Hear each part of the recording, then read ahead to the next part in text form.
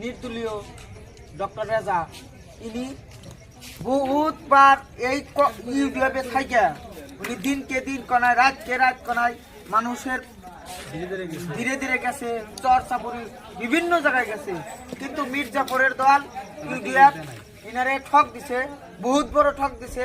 তা আপনাদের কাছে আমরা রিকোয়েস্ট করি ভোটটা দেন।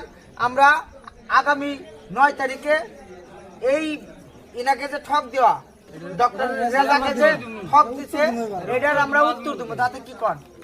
এটা উত্তম কথাই।